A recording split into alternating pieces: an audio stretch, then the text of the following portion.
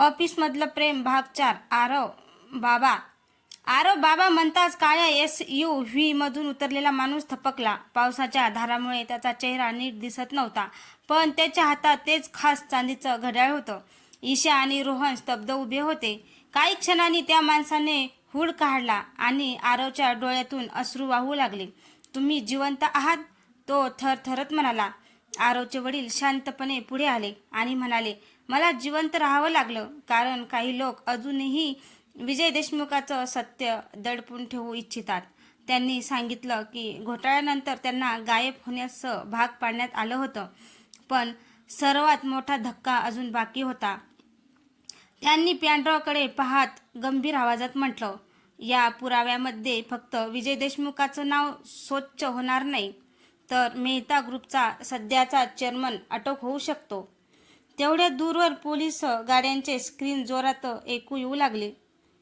आरवचे वडील घाईने म्हणाले, इथे थांबलो तर सगळे अडकाल, माझी मागे या. आणि ते त्यांना पुलाखाली लपलेल्या एका गुप्त मार्गाकडे घेऊन धावू लागले. आरवचे वडील त्यांना पुलाखालील गुप्त मार्गातून एका जुन्या बोगद्यात घेऊन गेले. बाहेर पोलीस गाड्यांचे स्क्रीन घुमत होते, पण बोगद्यात फक्त पावसाचं पाणी टपटपण्याचा आवाज येत होता. ईशा अजूनही धक्क्यात होती. तुम्ही इतकी वर्ष कुठे होता? तिने विचारलं. आरवचे वडील थांबले आणि म्हणाले, मी लपलो नव्हतो, मला लपवण्यात आलं होतं. त्यांनी सांगितलं की घोटाळ्याच्या रात्री विजय देशमुखांनी त्यांना एक गुप्त फाईल दिली. गुप्त फाईल दिली होती. त्या फाईलमध्ये मेहता ग्रुपच्या चेअरमन विरुद्ध पुरावे होते. विजयने मला सांगितलं होतं, जर मी वाचलो नाही तर ईशाला सत्यापर्यंत पोहोचव. हे ऐकताच ईशाच्या डोळ्यात अश्रू आले. तेवढ्यात बोगद्याच्या शेवटी एक लोखंडी दरवाजा दिसला. दरवाजा उघडताच आत एक लहान कंट्रोल रूम होता आणि भिंतीवर अनेक CCTV स्क्रीन्स चालू होत्या. एका स्क्रीनवर स्पष्ट दिसत होतं, मेहता ग्रुपचा चेअरमन पोलिसांशी बोलत होता आणि त्याच्या हातात ईशाच्या बाबांची जुनी फाईल होती. आरवचे वडील गंभीर आवाजात म्हणाले, आपल्याकडे वेळ खूप कमी आहे. तो पुरावे नष्ट करण्याआधी आपल्याला त्यांच्यापर्यंत पोहोचावं लागेल. आरव, ईशा, रोहन आणि आरवचे वडील कंट्रोल रूममधून चेअरमनच्या हालचाली पाहत होते. एका स्क्रीनवर दिसत होतं की तो कंपनीच्या मुख्य ऑफिसमध्ये गेला आहे आणि त्याने सिक्युरिटी लॉक सुरू केला आहे. तो पॅनड्राईव्ह शोधतोय, रोहन घाईने म्हणाला. आरवने पॅनड्राईव्ह खिशातून काढली आणि म्हणाला, हेच त्याचं सर्वात मोठं भय आहे. तेवढ्या स्क्रीनवर चेअरमनचा फोन कॉल ऐकू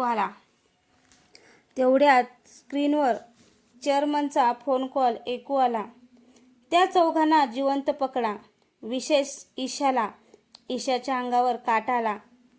आरव तिच्या समोर उभा राहिला आणि ठाम आवाजात म्हणाला, तिला हात लावायचा प्रयत्न केला तर आधी माझ्याशी सामना करावा लागेल. आरवचे वडील एका गुप्त लिफ्टकडे घेऊन गेले. ही लिफ्ट थेट मेहता ग्रुपच्या बेसमेंटमध्ये जाते, ते म्हणाले. लिफ्ट खाली जात असताना ईशाने आरवचा हात घट्ट पकडला. मला भीती वाटते आरव, ती कुजबुजली. आरव तिच्या डोळ्यात पाहत म्हणाला, भीती असली तरी आपण एकत्र आहोत.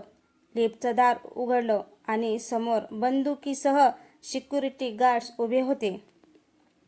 लिफ्टचं दार उघडताच सिक्युरिटी गार्ड्सनी बंदुका त्यांच्यावर रोखल्या. ईशा घाबरून आरवच्या मागे उभी राहिली, पण तेवढ्यात आरवचे वडील पुढे आले आणि मोठ्याने म्हणाले, गोळी झाडण्यापूर्वी नीट बघा तुम्ही कोणावर बंदूक रोखली आहे. गार्ड्स क्षणभर गोंधळले, कारण त्यांनी त्यांना वर्षापूर्वी मृत घोषित झालेलं पाहिलं होतं. त्या संधीचा फायदा घेत रोहनने इमर्जन्सी अलार्म सुरू केला आणि गोंधळ उडाला.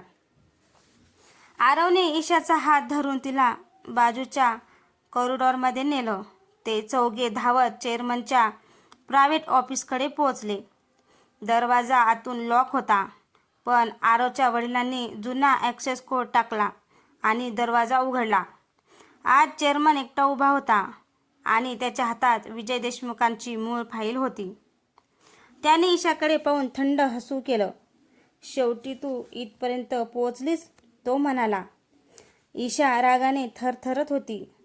माझ्या बाबांचं आयुष्य तुम्ही उद्ध्वस्त केलं. चेअरमन शांतपणे म्हणाला. तुझे बाबा खूप प्रामाणिक होते, म्हणूनच ते धोकादायक ठरले. तेवढ्यात त्याने फाईल रिप्लेसमध्ये टाकण्याचा प्रयत्न केला. पण आरव विजेच्या वेगाने पुढे झेपावला आणि जळण्याआधीच फाईल त्याच्या हातात आली. आरवने जळण्याआधीच फाईल हातात पकडली, पण त्याच्या हाताला भाजलं. ईशा धावत त्याच्याजवळ आली. आरव, तुझा हात, ती घाबरून म्हणाली. आरव वेदना सहन करत म्हणाला. फाईल वाचली म्हणजे तुझ्या बाबाचं सत्य वाचलं. चेअरमन रागाने ओरडला. तुम्हाला वाटतं ही फाईल कोर्टपर्यंत पोहोचेल? तेवढ्यात रोहनने पेनड्राईव्ह लॅपटॉपला जोडली आणि स्क्रीनवर ब्रॉड मीटिंगची मूळ रेकॉर्डिंग चालू झाली. त्यात चेअरमन स्पष्टपणे म्हणताना दिसत होता, विजयला दोषी ठरवा, नाहीतर कंपनी कोसळेल.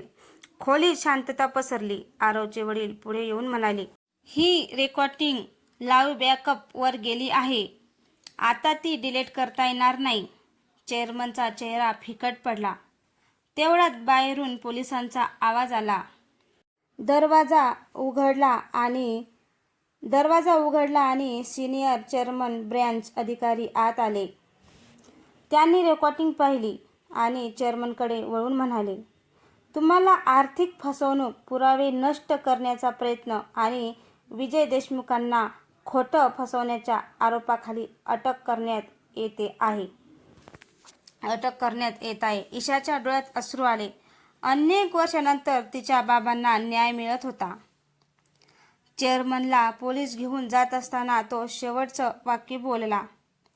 तुम्हाला वाटतं खेळ संपला, पण खरा मालक अजून समोर आलेला नाही. हे ऐकताच आरव आणि रोहन एकमेकांकडे पाहू लागले. ईशा आणि रोहन एकमेकांकडे पाहू लागले. पूर्ण शांतता पसरली. ईशाच्या डोळ्यात आनंदाश्रू होते, पण तिच्या मनात चेअरमनचं शेवटचं वाक्य घुमत होतं. खरा मालक अजून समोर आलेला नाही. आरवने फाईल पुन्हा उघडली आणि शेवटच्या पानावर एक गुप्त करार दिसला. त्या करारावर फक्त एकच सही होती. व्ही.डी. ईशा दचकली. व्ही.डी. म्हणजे विजय देशमुख. पण आरवचे वडील गंभीर झाले. नाही, विजय कधीही अशा करारावर सही करणार नाही. तेवढ्यात रोहनने लॅपटॉपवर जुना स्क्रीन होल्ड डाटाबेस उघडला. त्यात एक नाव पाहून तो थरथरला. विक्रम देवराज. तो मेहता ग्रुपचा हायडन इन्व्हेस्टर होता आणि त्याचं नाव कधीही सार्वजनिक नोंदीत आलं नव्हतं. ईशा गोंधळली. म्हणजे हा सगळा खेळ विक्रम देवराज नावाच्या माणसाने चालवला? आरवचे वडील हळू आवाजात म्हणाले, हो, आणि सर्वात धक्कादायक गोष्ट म्हणजे तो माणूस अजूनही जिवंत आहे. तेवढ्यात कंट्रोल रूममधल्या एका बंद स्क्रीनवर अचानक सिग्नल आलं. स्क्रीनवर एक सावली दिसली आणि गंभीर आवाज घुमला. ईशा, तुझ्या बाबांनी मला थांबवण्याचा प्रयत्न केला होता. आता तू आणि आरव माझ्या मार्गात उभे आहात. स्क्रीनवर दिसणारी सावली पाहून ईशाच्या अंगावर काटा आला. विक्रम देवराजचा आवाज पुन्हा घुमला. तुम्हाला वाटतं सत्य जिंकलं? हा फक्त पहिला पडदा होता. अचानक स्क्रीन काळी झाली. खोलीत सगळे स्तब्ध उभे होते. रोहनने घाईघाईने करण्याचा प्रयत्न केला, पण सिग्नल एका नेटवर्कवरून आलेलं होतं. आरवचे वडील गंभीर आवाजात म्हणाले, विक्रम कधीही थेट समोर येत नाही. तो नेहमी इतरांना पुढे करून खेळ खेळतो.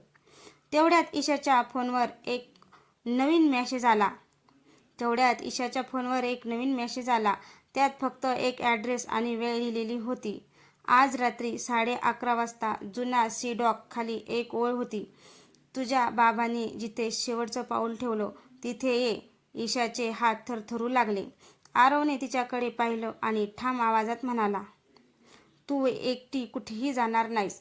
रात्री ते चौघे सी कॉर्ड रात्री ते चौघे सी डॉकवर पोहोचले. समुद्रावर दाट धुके पसरलं होतं आणि संपूर्ण बंदर जवळजवळ रिकामं होतं. दूर एका जुन्या गोदामात मंद प्रकाश दिसत होता. ते आत शिरले आणि समोर जे पाहिलं ते पाहून ईशाचा श्वास अडकला. गोदामाच्या भिंतीवर विजय देशमुखांचा मोठा फोटो लावलेला होता आणि त्याच्या खाली रक्तासारख्या लाल रंगात लिहिलं होतं, सत्याची किंमत अजून पूर्ण भरलेली नाही. गोदामाच्या भिंतीवर विजय देशमुखांचा फोटो आणि खाली लिहिलेली ओळ पाहून ईशाच्या डोळ्यात भीती दाटली. सत्याची किंमत अजून पूर्ण भरलेली नाही, ती हळूहळू आवाजात वाचू लागली.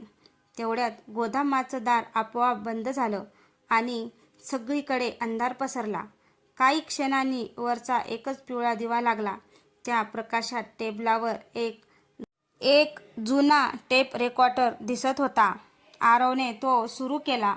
त्यातून विजय देशमुखांचा आवाज ऐकू आला, ईशा, जर तू हे ऐकत असशील तर समज की विक्रम अजूनही मोकळा आहे, पण त्याच्यापर्यंत पोहोचण्याची किल्ली एका व्यक्तीकडे आहे. टेप अचानक थांबला. रोहनने टेबलाखाली लपवलेली फाईल बाहेर काढली. त्यात बंदरातील गुप्त व्यवहाराचे रेकॉर्ड आणि एक फोटो होता. फोटो पाहताच आरवचे वडील हादरले. हा माणूस हा विक्रमचा उजवा हात आहे. ईशा पुढे सरसावली. तो कोठे आहे? तेवढ्यात वरच्या मजल्यावर पावलांचा आवाज आला. चौघेही वर धावले. एका खिडकीजवळ काळ्या कोटात एक माणूस उभा होता. त्याने मागे वळून ईशाकडे पाहिलं आणि थंड हसू करत म्हणाला, तुझ्या बाबांनी मला थांबवण्याचा प्रयत्न केला. आता बघ तू किती दूर जाऊ शकतेस. काळ्या कोटातील माणूस खिडकीजवळ उभा राहून हसत होता. आरव पुढे धावला, पण त्या माणसाने खिडकीतून बाहेर उडी मारली. ते चौघे खाली धावत आले, पण धुक्यात तो गायब झाला होता. जमिनीवर मात्र एक लहान चांदीचं पेंडॉन पडलेलं होतं. आरवचे वडील ते पाहताच थरथरले. हे विक्रमच्या नेटवर्कचं चिन्ह आहे, ते म्हणाले. रोहनने पेंडल उघडलं तर आत एक चिप लपवलेली होती. चिप लॅपटॉपला जोडताच एक फाईल उघडली. त्यात बंदरातील व्यवहार, अकाउंट्स आणि सर्वात महत्त्वाचं विक्रम देवराजचा अलीकडचा फोटो होता. ईशा स्तब्ध झाली. हा चेहरा मी आधी पाहिलाय, ती कुजबुजली. काही क्षणांनी तिच्या डोळ्यात भीती उमटली. हा तर आपल्या इन्व्हेस्टमेंट मीटिंगमध्ये होता. म्हणजे 50 कोटींची डील देणाऱ्या लोकांमध्येच विक्रमचा माणूस बसला होता. तेवढ्यात स्क्रीनवर लाईव्ह लोकेशन चमकली. आरवने ईशाचा हात पकडला. जर आपण आता गेलो नाही तर विक्रम कायमचा निसटेल. आणि ते चौघे धुक्यातून हेल्परकडे धावत निघाले. तर मित्रांनो, ऑफिसमधलं प्रेम भाग 4 तुम्हाला कसा वाटला? आवडल्यास लाईक, कमेंट, शेअर करायला विसरू नका. तसंच आपल्या चॅनलवर नवीन असाल तर चॅनलला सबस्क्राईब करा, जेणेकरून माझी प्रत्येक येणारी कथा तुमच्यापर्यंत पोहोचू शकेल. धन्यवाद.